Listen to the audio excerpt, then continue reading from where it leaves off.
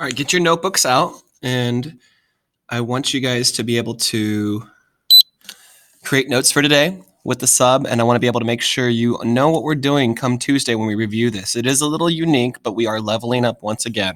So the title of your note right here will be How Many Solutions?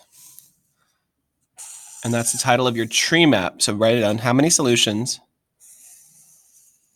And we're going to go over, this is such a major topic in 8th grade that I want to make sure you know this very well. So we may be doing this for a couple days this week, but it's not too difficult. And I want to just go over how many solutions to equations. How many solutions to equations? So there are a couple options. There is a chance when you get an answer, you'll have something just be one solution.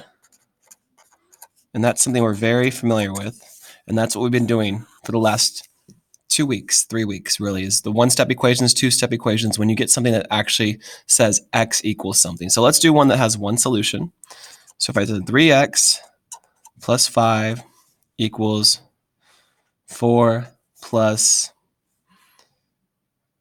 2x, okay?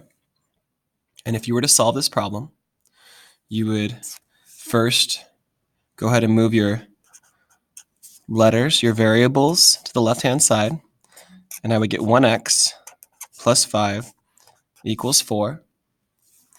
You would keep on going to get your x by itself. You would subtract 5 to both sides. You would now get 1x equals negative 1. And we don't usually write it that way. We just write x equals negative 1. But it's important to see that this is a 1 in front of this x, right? So what does x equal? Negative 1.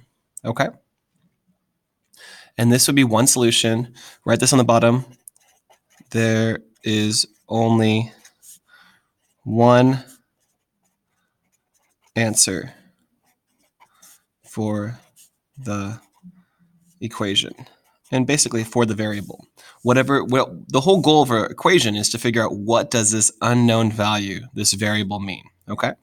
Now, let's go ahead and talk about the other sides of the tree map. So on this side, I'm going to put something that says, we'll start with something called infinite solutions, or some people call it many solutions, and try to hold that down right there.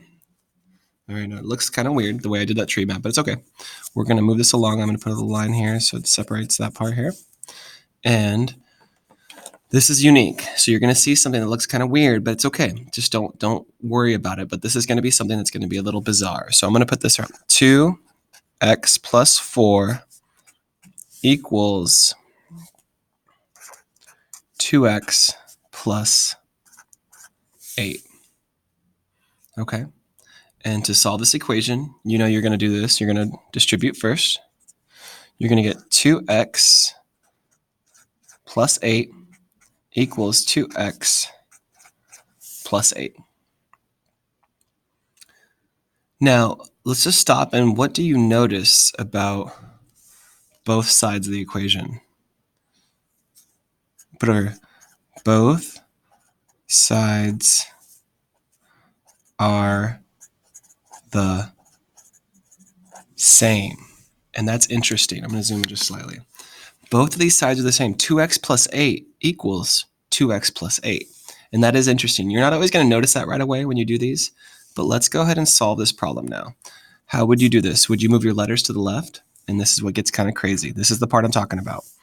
When you move it over to the left, you usually cancel this out. And over here, when you move your letter to the left, when you do this and move your letter to the left, and these become 2 minus 2, 0x plus 8 equals 8. Interesting. And now you got to move this 8 over, right? So let's go ahead and do that. Subtract 8 to both sides. I move this down. My 0x, which looks very weird, equals 8 minus 8 is 0. So whenever you see 0x equals 0, the answer is infinite solutions. Whenever you see a 0x, something should trigger in your mind that it's either going to be infinite solutions or the next one we cover is going to be called no solution. Now let's just think about this idea. What number times 0 equals 0? Give me some ideas. What number times 0 equals 0? What if I said x equals 2? You could write this down. Does x equal 2? If I plug in 2 here, 2 times 0, is that 0? It checks out. What if I said x equals 5? What if I plug in 5 right here? 5 times 0, does that equal 0? Checks out. You see what I'm saying? Wouldn't any number work? Any number works. I'm going to put an S there. Any number works. So how many solutions are there? Infinite, or sometimes they call it infinitely many solutions. So whenever you move your variable to the left, move your constants to the right, and your variable becomes a 0x, that means it's telling you something. 0x is telling you something for sure, okay? And the way they do it in the book, they just cancel everything out, and they say, does 8 equal 8? And if it does, then it's infinite solutions. And that's kind of confusing, and I'll cover that later. All right, we still have another part of our tree map. On this side. So this is infinite solutions. This is one solution. Now we're going to do a branch that is no solutions, where there is no answer to the problem. All right. So this one's going to be similar to the last one. 2x plus 4 equals 2 times x plus 1.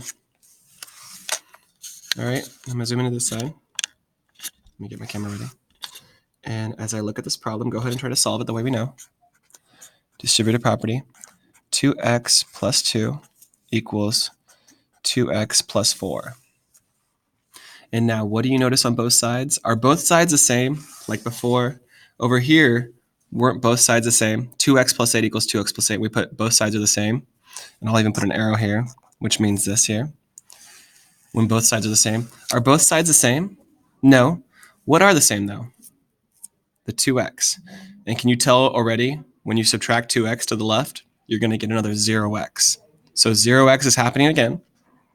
So I'm going to go ahead and subtract 2x to both sides. So go ahead and do that. Ignore that bell.